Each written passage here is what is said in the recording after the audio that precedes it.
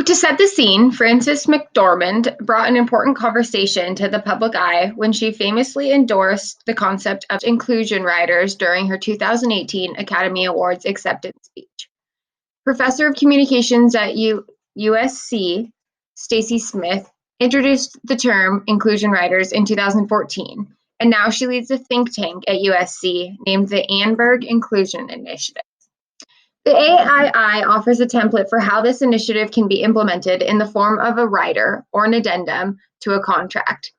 A few A-list celebrities that have announced their commitment to this rider include Brie Larson and Michael B. Jordan.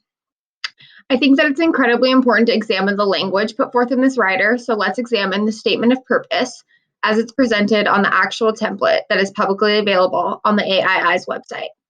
It reads, recognizing that increasing the number of females, particularly recognizing the intersectional discrimination faced by females of color, and individuals from other underrepresented groups, auditioning for supporting roles and casting them whenever possible in a manner that retains story authenticity, will facilitate employment and create a stronger pipeline for more diverse representation on screen. And that increasing the number of females, particularly once again recognizing the issues faced by females of color, and individuals from other underrepresented groups interviewing for certain off-screen positions and hiring them whenever possible, will similarly facilitate employment and create a stronger pipeline, and will ultimately give rise to greater diversity off-screen. This template that's presented also requires that an analysis of underrepresented persons in it that are employed by the company is completed. And if the percentages are not sufficient to the contract, the company must make a charitable donation.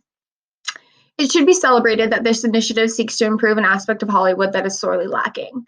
However, I am not convinced that this rider will be the template that we should take into the future, though it does provide an important framework. It dances dangerously close to Title VII violations and poses some interesting questions. First, people are wondering if studios are going to agree to potentially being financially penalized if they don't properly comply. And even so, it's not clear to whom would be responsible for the payment. Would the actor whose contracts included be liable for payment as well?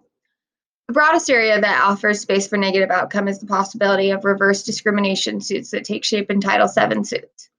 Title VII protects persons against discrimination from employers based on the basis of race, sex, gender, religion, and national origin. Could a person have a viable legal argument if they lost their job so that someone of an underrepresented group could occupy it and avoid financial penalization? And similarly, who is in the impending suit?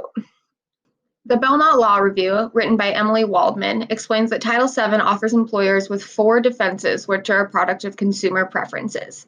Consider the consumer, the public, and our preference for media and entertainment to be a product of a diverse workplace and to represent society equally. Celebrities can use their power to leverage this desire, which furthers their likability and therefore their success. The Belmont Law Review cites the following defenses. The bona fide occupational qualification defense, or the BFOQ, which allows for customer preferences based on physical privacy, psychological comfort, and convenience, which were cited to include doctors and female TSA agents. The third defense, known as undue hardship, applies mostly to religion and states that the employer demonstrates that he is unable to reasonably accommodate the religious observance or practice without undue hardship on the conduct of his employer's business. And finally, the equal burden doctrine is cited as stating that gender differentiated appearance requirements for male and female employees do not violate the Title VII unless the requirements impose unequal burdens on men and women. Emily Waldman argues that 3 of the 4 defenses are not applicable to the type of claims that may come as a result of these riders. She believes that the unequal burden doctrine might provide some context, but would require a significant expansion of the existing framework. And she is wary that courts wouldn't assume such a burden. Many also suggest an affirmative action stance, but it's been well documented that the courts discredit a numerical approach to diversity, and these riders rely on an analysis of numbers to determine compliance. In conclusion, the effort put forth by the AII and the inclusion rider is a commendable one. The effort would be better served if it was aimed at overall company policy change and affected long-term change rather than on a case-by-case and contract-by-contract compliance rate.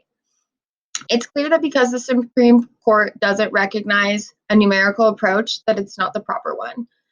We need to take a step back and better understand how we attempt to quantify diversity so that we can better understand and implement a framework by which to judge it on.